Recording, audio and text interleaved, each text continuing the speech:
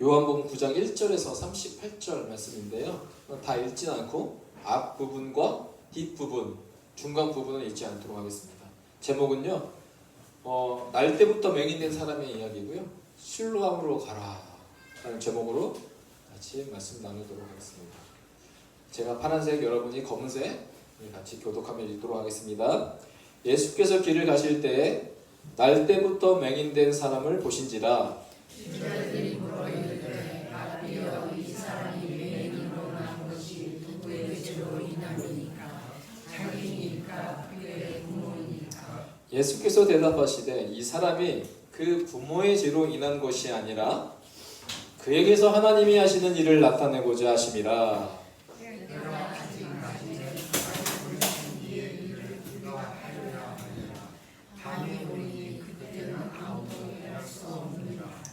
내가 세상에 있는 동안에는 세상의 빛이로라. 이 말씀을 하시고 땅에 침을 뱉어 진흙을 이겨 그의 눈에 바르시고 이르시되 실로암 못에 가서 씻으라 하시니, 실로암은 번역하면 보냄을 받았다는 뜻이라. 이에 가서 씻고 밝은 눈으로 왔더라. 제가 읽겠습니다. 예수께서 그들이 그 사람을 쫓아냈다 하는 말을 들으셨더니 그를 만나서 이르시되 내가 인자를 믿느냐. 대답하여 이르되 주여 그가 누구시오니까 내가 믿고자 하나이다. 예수께서 이르시되 내가 그를 보았거니와 지금 너와 말하는 자가 그이니라. 이르되 주여 내가 믿나이다 하고 전하는지라. 아멘. 여기 참고로 보면 주님이 말하십니다. 그를 만나서 이르시되 내가 인자를 믿느냐. 인자는 사람의 아들이잖아요. 그러니까 하나님의 아들. 근데 이 인자는 이 당시에는 메시아를 뜻했습니다. 그러니까 내가 메시아를 믿느냐? 라고 물어보시는 예수님의 질문입니다. 오늘 그 성경 본문에 들어가기 전에 절기 관점으로 보면 지금 파트 4번째를 보고 있는데 지금 우리가 연속 14번 보잖아요. 근데 연속 12번은 내가 마지막 날에 그를 살리리라. 그 예수님의 오병이어 사건 이후에 예수님의 오병이어에 대한 해석, 내 살과 피다라는 해석, 이것이 언제 있었냐면 6월절에 있었던 일이었습니다. 절기. 그 다음에 초막절이죠. 우리가 계속 7장, 8장 초막절에 대한 이야기를 계속했어요. 그래서 예수님이 내가 생수의 근원이 되고 내가 세상의 빛이다 라고 하면서 저번 주에 음행중에 잡힌 여자를 데리고 온 그 사건에 대해서 같이 나눴고요. 그리고 오늘도 연속 13 초막절 다음에 수전절이 있고 그 다음에 또 6월절로 이어지는 이 절기의 이 시간 타이밍을 우리가 볼 수가 있는데, 오늘 우리가 읽었던 본문은 초막절이라는 거예요. 여전히 우리는 초막절에 있습니다. 그래서 눈먼 자에 대한 이야기와 나는 선한 목자라라는 선언이 이루어지는데 9장과 10장에서 이거는 다 절기가 초막절에 있었음을 우리는 알 수 있습니다. 이것을 기억하고 오늘 본문의 병행 구조를 보면 사실은요, 한 묶음이 오늘 9장 1절에서 10장 21절까지입니다. 근데 너무 길잖아요. 그래서 이것을 두 부분으로 나누었는데, 그래서 오늘은 14-1번 부분 A인데 1절에서 38절까지만 볼 겁니다. 이야기는 날 때부터 속임을 치유하신 이야기고요.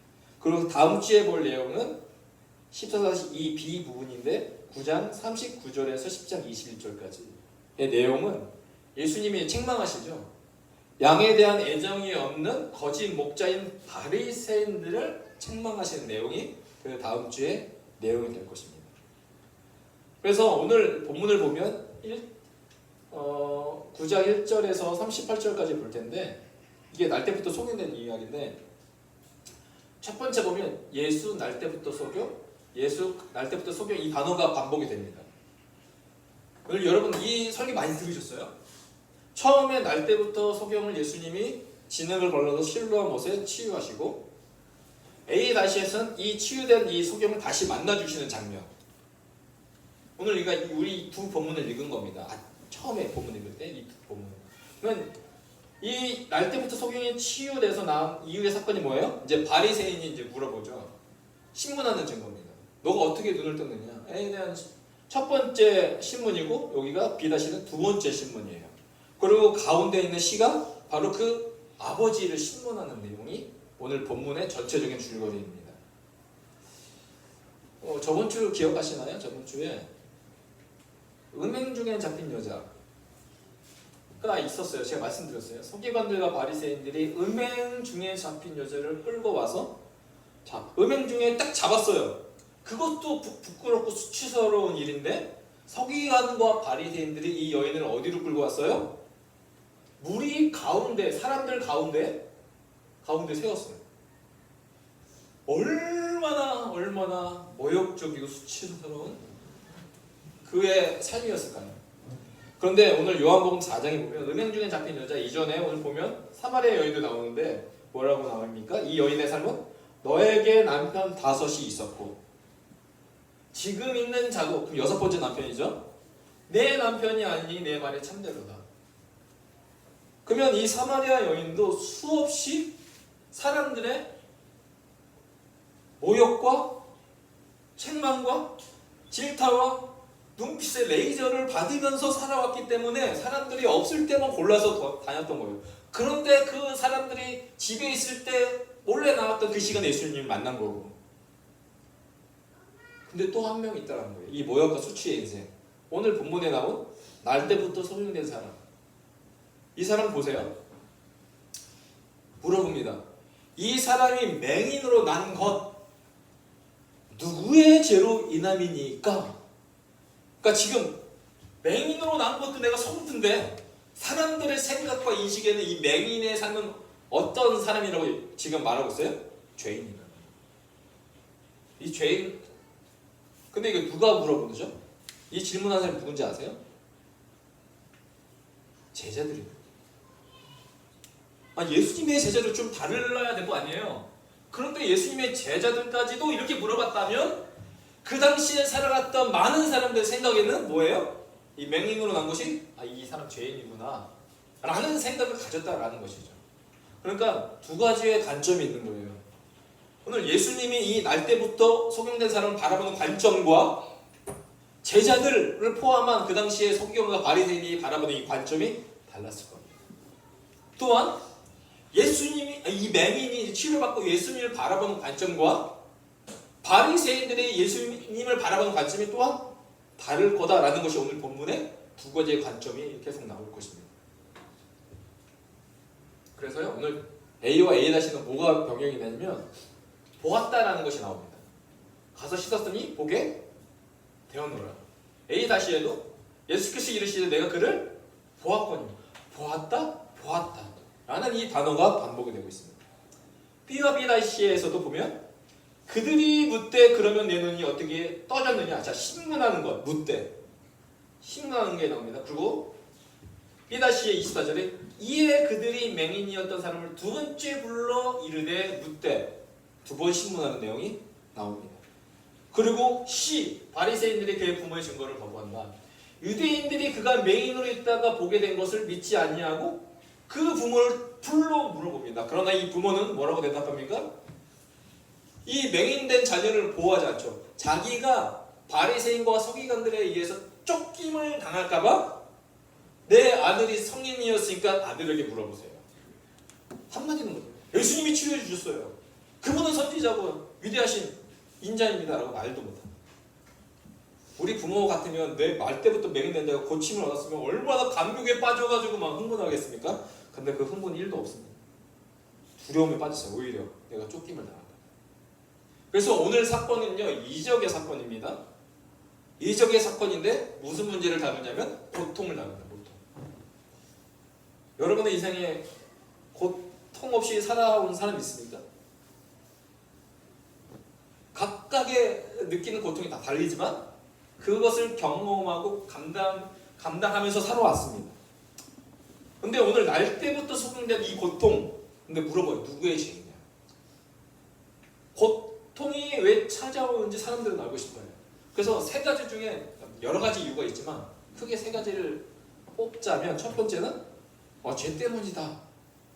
고통이 왜 찾아올까? 고난이 왜 찾아올까? 죄라는 생각이 있어요. 죄. 내가 죄를 졌기 때문에 이런 아픔과 고통이 찾아오는 게 아닐까? 우리 특별히 교회 다니시는 분들 내가 무슨 사고가 당하면 내가 죄를 졌나? 이런 생각해요, 안 해요? 많이 해요. 그리고 왜 고통이 찾아올까? 두 번째는 인간의 실수. 내 몸을 관리를 잘 못해서, 내가 잘못 투자해서, 내가 여러 가지 잘못 행동해서 질병과 고난과 어려움이 찾아오기도 합니다. 세 번째는 고통 외에 찾아오는 거. 세 번째는 하나님께서 자기의 영광을 위하여 허락하신 것이고. 근데 이 세 가지 중에 가장 우리가 생각하는 것 중에 가장 크게 생각하는 것이 우리도 모르게 죄 때문이 아닐까라고 생각을 듭니다. 자, 오늘 본문으로 들어가 볼까요? 예수께서 길을 가실 때 날 때부터 맹인된 사람을 보신지라. 주님은 날 때부터 맹인된 사람을 이날만 보셨을까요? 그 전날에는 보지 않으셨을까요? 수많은 맹인들이 있었을 것 같아요. 근데 하필 이 초막절에 이 맹인을 왜 보셨을까? 그런데 선언합니다. 내가 세상에 있는 동안에 세상에 빛이로라 이르시되 실로암 못에 가서 씻으라. 오늘 어둠 실로암 찬양 불렀죠? 괜히 부른 게 아니라 오늘 실로암이 나오기 때문에 실로암 찬양을 불렀습니다. 실로암 못에 가서 씻으라 하시니 실로암을 번역하면 보냄을 받았다는 뜻이라 이에 가서 씻고 밝은 눈으로 왔다가 실로암이 어떻게 생긴지 사진 보여드렸어요. 그 실로암에 가서 눈을 씻습니다. 자, 예수님이 날 때부터 맹인된 자를 치료하실 때는 이때가 언제냐? 14절에 나와 있는데 예수께서 진흙을 이겨 눈을 뜨게 하신 날은 언제예요? 안식일이에요. 참 희한한 방법으로 날 때부터 맹인난 자를 눈을 뜨게 하셨는데 어떻게 뜨게 하셨죠? 처음에 예수님이 뭘 뱉으세요? 침을 뱉으세요. 근데 침을 뱉으는데 아시다시피 진흙을 약통 눈에 바르려면 몇 번을 뱉으셨을까? 이런 생각도 들더라고요. 한 번에 뱉으면 이 진흙이 안 될 것 같은데 여러 번 뱉으셨을까? 두 번 뱉으셨을까? 근데 뱉으셨어요. 진흙을 이겼어요. 그리고 어디에다가? 눈에다가 발랐어요. 그럼 어디로 가래요? 실로암. 맹인한테 실로암에 가라는 게 말이 돼요? 그 실로암 갈 때 뭐가 있었죠? 내려가는 계단이 있잖아요. 넘어질 수도 있는데 그것도 실로암에 가래요.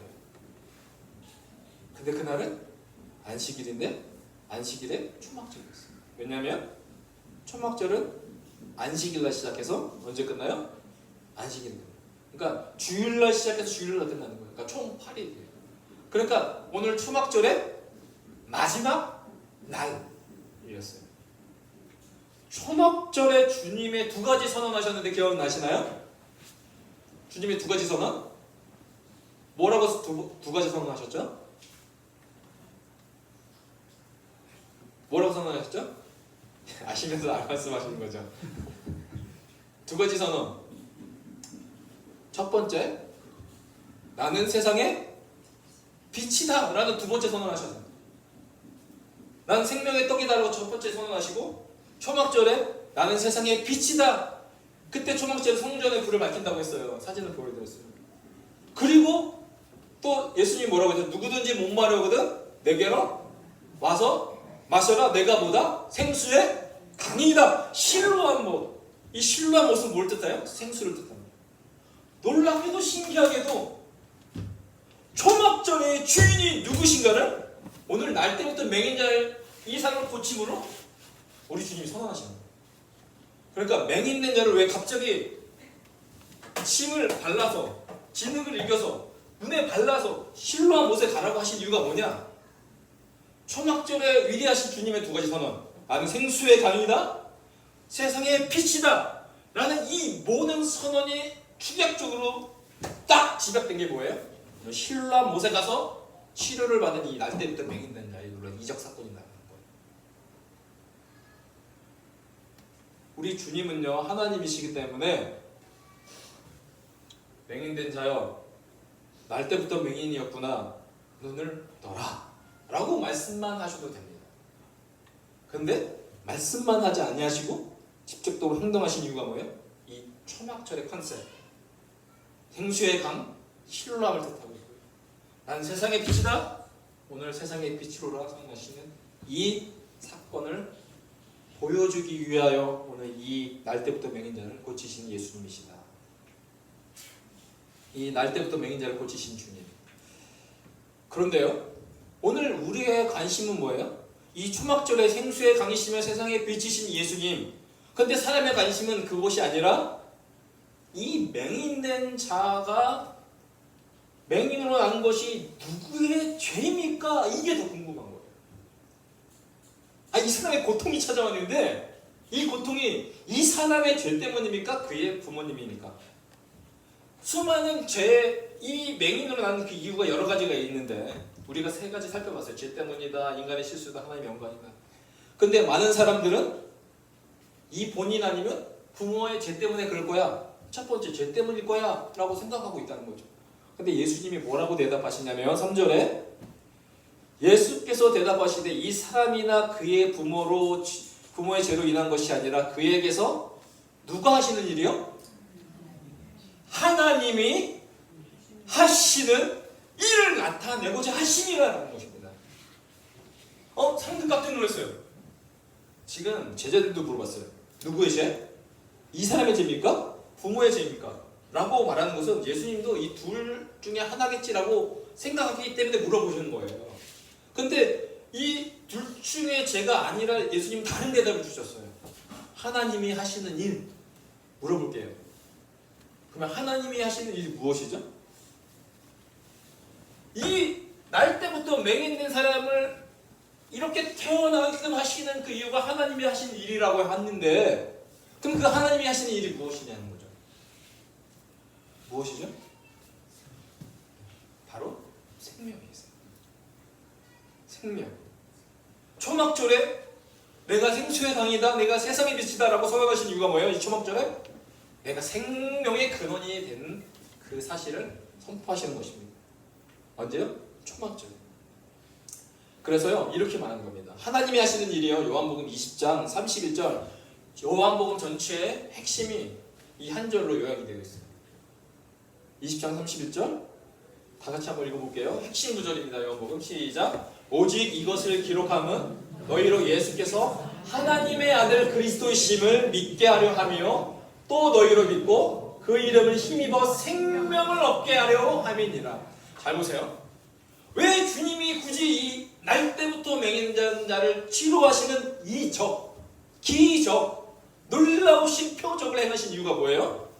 생명인데 이 사람이 생명 얻기 위하여 뭐가 필요하다는 거예요? 이적이 필요하다는 거예요. 그 이 이적을 행함으로 뭘 믿게 하기 위해서요? 예수님이 하나님의 아들이시다. 예수님이 우리가 기다리던 메시아시다, 인자이시다. 그것을 믿게 하기 위하여 이 이적을 행하셨다는 거예요. 그래서 그 믿음으로 결국 무엇을 얻게 하기 위하여? 생명을 얻기 위하여. 그렇기 때문에 오늘 우리가 무엇을 구해야 되죠? 하나님의 이적과 표적을 구해야 된다. 하나님의 이적과 표적을 통하여 예수를 믿지 않는 자들이 믿어 생명이 얻게 하는 그 놀라운 역사. 오늘 여러분의 인생 가운데 이 표적과 이적을 구하시기를 주의 이름으로 축복합니다.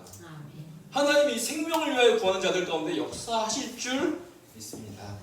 이것이 우리 믿는 자의 기쁨이고 감사고 그 놀라운 일 아니겠습니까? 그런데요, 유대인들은 고통의 원인이 죄라고 생각했다고 말씀드렸죠. 심지어 예수님의 제자들까지도 죄라고 생각했기 때문에 이렇게 물어보는 겁니다. 이 사람이 맹인된 것이 이 사람의 죄 때문입니까? 그의 부모입니까? 물어봅니다. 오히려 성경은요, 어떻게 대답하고 있는지 아세요? 그 부모의 죄로 자녀를 벌하지 않겠다고 오히려 말하고 있어요. 성경을 좀 알았다면 이렇게 대답하지 않았을 텐데. 자, 에스겔서 18장 2절을 보니까 재밌는 표현이 나옵니다. 너희가 이스라엘 땅에 관한 속담에 이르기를, 이스라엘 속담이래요. 아버지가 신 포도를 먹었으므로 그의 아들의 이가 시다고 하면 어찌 되느냐. 아버지가 신 포도주를 먹었으면 이빨이 신 사람이 누구여야 돼요? 아버지가 쉬어야 되잖아요. 근데 속담에 누가 쉬다고요? 아들이 쉬다고 하는데 어찌 되느냐. 말이 안 된다. 그러면서 3절에 제가 생략했지만 내 이름을 걸고 맹세하오니, 주님이 맹세하시면서 이렇게 말씀하십니다. 너희가 이스라엘 가운데 다시는 이 속담을 쓰지 못하게. 그럼 아버지의 이빨 신 건 아버지, 그래서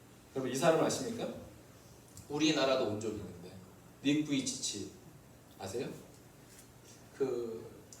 이 닉 부이치치가 어떻게 보이시나요? 뭐가 없나요? 팔도 없고요, 다리도 없어요. 이 사람들도 날 때부터 장애된 사람이에요. 이 사람들 날 때부터 팔과 다리가 없이 태어난 사람. 그러니까 날 때부터 맹인된 사람과 조건이 똑같아요. 날 때부터 이렇게 태어났어요. 이 사람의 가장 큰 걱정이 뭐였냐면 어렸을 때 가장 큰 걱정이 무엇이었을 것 같아요? 가장 큰 걱정. 내가 성인이 돼서 부활할 수 있을까? 결혼할 수 있을까? 그 걱정이 있었어요. 결혼할 수 있을까? 생각해보세요. 내가 딸을 갖고 있는데 이런 팔 다리가 없는 이 청년한테 내 딸이 시집간다고 하면 여러분 어떻게 하시겠어요? 축복합니다 이렇게 찬양을 부를 수 있는 사람이 있을까요? 이 사람이 아는 거예요. 근데 결혼할 수 있을까? 근데 지금 어떻게 사는지 아세요? 내 아이의 아빠로 살아가고 있어요. 내 아이. 근데 이 사람이 한 가지 외치는 영어 문장이 있어요. 뭐라고 하냐면 하나님은 모든 생명에 계획이 있다. 이 사람이 Y에 집중할 때가 있어요. 왜 내가 이렇게 태어났지? 다른 사람은 두 다리, 두 팔이 있어서 정상으로 살아가는데 왜 나는 이렇게 태어났을까? 부모님한테도 저주하고 원망했을 거예요. 근데 이 부모님이 누군지 아세요? 아버지가 목사님이세요. 그러면 아버지가 죄를 졌기 때문에 그럴까? 수많은 생각이 있었어요. 내가 왜 이렇게 태어났을까라고 고민했을 때 그의 삶은 어떠한 결과를 이루어졌냐면 8세 이후에 3번이나 자살을 시도했습니다. 내가 왜 이렇게 태어났지? 왜 내 상황이 이렇지? 왜 나만 힘들어야 하지? 라는 그 Y의 질문에 몰두했은 이 인생 가운데는 8살 이후 3번의 자살 시도가 있었습니다. 그런데 그의 인생에 Y가 아닌 이런 몸뚱아리 사지가 없이 몸만 있는 팔다리가 없는 이 인생 가운데 무엇을 할 수 있을까? 왓의 물음을 무엇이라는 그 관점으로 가졌을 때 하나님이 이 일을 전 세계 큰 희망의 전달자, 복음의 메신저로 삼아주셨어요. 책에 이 사람이 결혼에 관한 책을 써서 광고가 있더라고요. 근데 그 앞부분만 제가 발췌했거든요. 결혼에 대한, 근데 전체 결혼의 주제뿐만 아니라 이 인생의 전체 주제이기도 한데 한번 영상 1분도 안 되니까 같이 보도록 하겠습니다.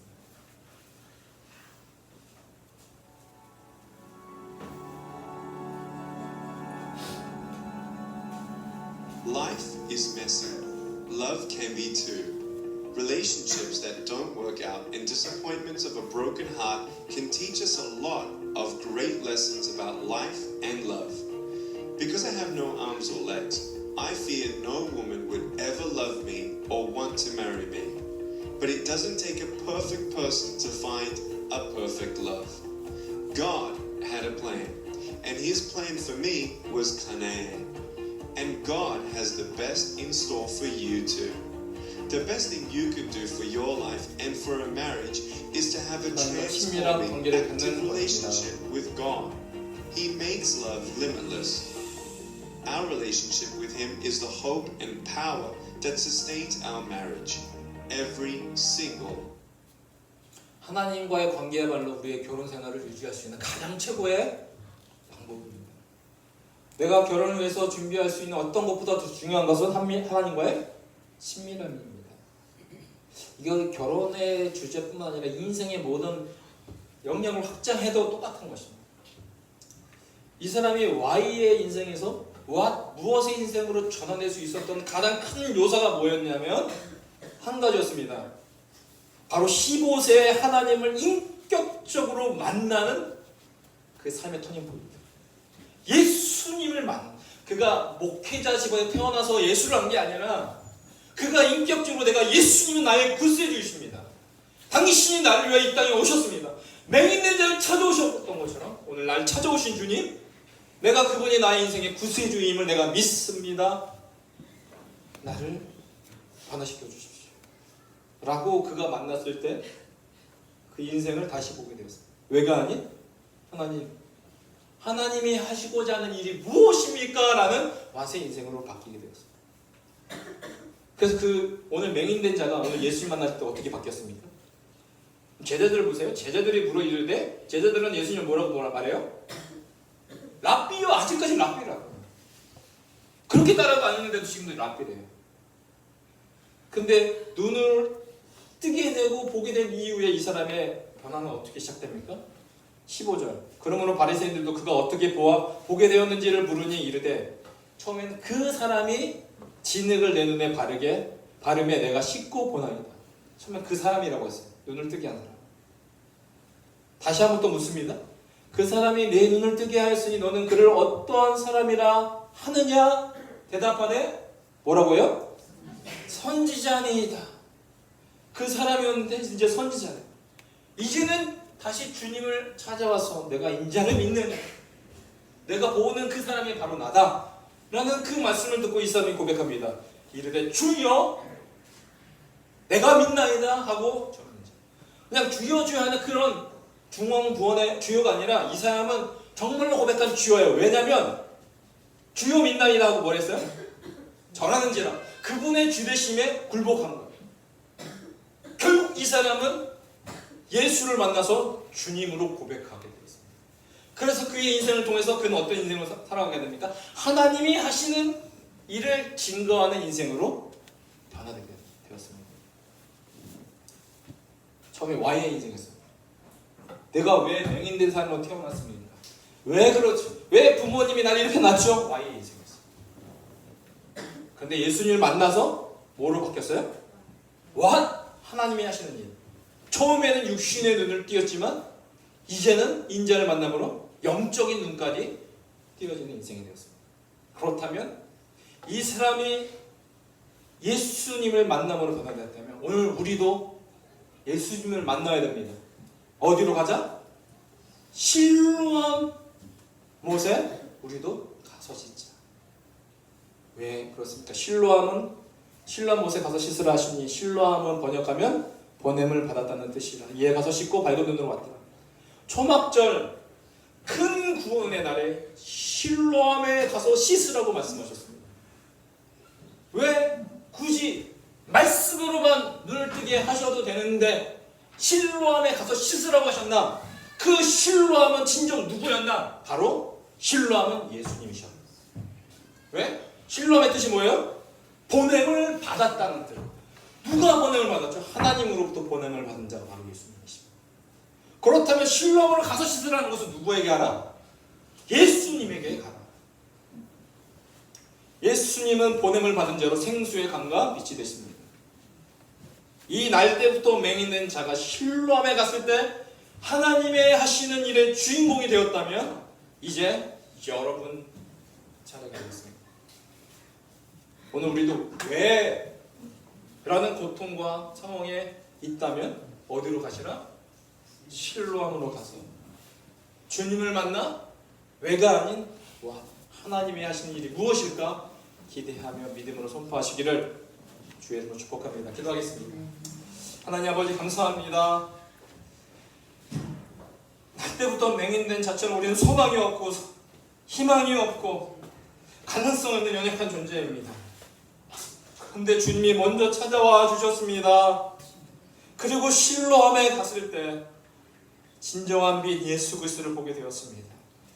오늘 하나님 우리 삶 가운데 먼저 찾아오신 주님, 그 주님을 이제 내 인생의 주님으로 모시어 살아가는 진정한 믿는 자 되길 원하오니 우리 삶 가운데 믿기지 않는 놀라운 표적과 기적으로 역사하여 주셔서 하나님의 하시는 놀라운 일을 보게 하여 주시옵소서. 오늘 이 자리에 모인 우리 모든 성도들의 삶 가운데 하나님의 놀라운 이적과 표적으로 역사하여 주셔서 하나님의 놀라운 하시는 일의 주인공 되게 하여 주시옵소서. 감사드리며 예수님의 이름으로